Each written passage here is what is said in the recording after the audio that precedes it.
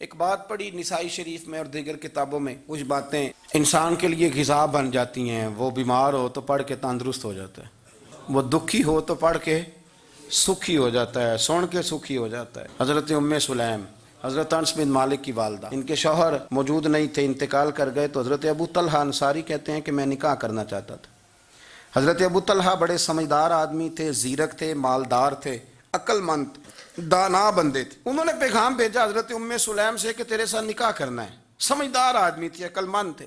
حضرت ام سلیم کہنے لگی کہ آپ نے پیغام نکاح بھیجا ہے تو آپ جتنے وزادار اور شریف آدمی، آپ کا پیغام نکاح رد نہیں کیا جا سکتا، پر میری نکاح کی شرطیں بڑی سخت ہیں۔ ہم نے کہا وہ کیا؟ کہنے لگی میرا حق مہر بڑا مہنگا ہے، اگر آپ میرا حق مہر ادا کریں تو وہ میں آپ سے نکاح کر لیتی ہوں۔ حضرت ثابت رضی اللہ تعالیٰ عنہ فرمایا کرتے تھے دنیا میں اتنا تگڑا حق مہر میں نے کسی بی بی کا نہیں دیکھا، اور اتنا خوبصورت بھی نہیں دیکھا جتنا حضرت ام سلیم کا حق مہر ہے۔ حضرت ابو طلحہ کہنے لگے بی بی تو حق مہر بتا، تیرا کیا حق مہر ہے؟ دیکھو ان لوگوں کا ایمان کتنا مضبوط تھا، تعلق کتنا گہرا تھا۔ ام سلیم کہتی ہے حق مہر دے دو، اور جو لفظ انہوں نے بیان کیے وہ اتنے شاندار ہیں کہ وجد کرنے کو دل کرتا ہے۔ فرمانے لگی بس حق مہر لوں گی، اس کے بعد کسی چیز کا سوال نہیں کروں گی، ساری زندگی خرچہ نہیں مانگوں گی، روٹی پانی کپڑا جو دو گے پہن لوں گی، پر ایک حق مہر وہ اگر دیتے ہو تو میں نکاح کر لیتی ہوں، اس کے علاوہ سوال کوئی نہیں۔ حضرت ابو طلحہ کہنے لگے بی بی بتا تو صحیح حق مہر کیا، تو رو پڑی۔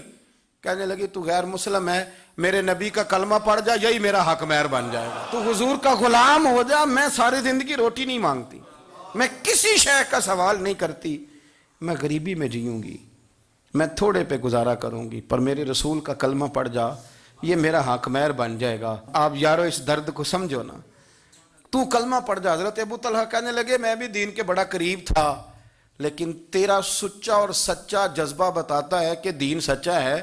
فرمانے لگے تو اب نکاح کر چاہے نہ کر، میں نے مصطفیٰ کا کلمہ پڑھنے کا فیصلہ کر لیا، میں نے فیصلہ کر لیا ہے کہ اب میں نبی پاک کا کلمہ، اور میری یہ شرط نہیں کہ تو نکاح کرے چاہے نہ کرے۔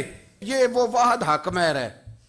ایک بی بی نے حق مہر لیا ہے کہ تو کلمہ پڑھ، تو کلمہ پڑھ اور میں تیرے ساتھ نکاح۔ اللہ کرے اب بھی بیویاں ہوں جو کہیں کہ پہلے نمازی بن، قرآن مجید یاد کر، پہلے شریف النفس ہو، پر یہ تو بیویوں کی شرطیں نہیں۔ بیویاں تو کہتے ہیں قبضہ دے، تو اپنی کنجیاں دے، باقی کسی چیز کی ضرورت۔ میرے رسول کریم علیہ السلام کے غلاموں کی دین کے ساتھ جو کمٹمنٹ ہے، دین کے ساتھ ان کا جو گہرا مضبوط ربط ہے، اس ربط کا انداز یہ ہے کہ عورتیں بھی کہتی ہیں کہ آپ کلمہ پڑھ جائیں، ہمارا حق مہر ہو گیا۔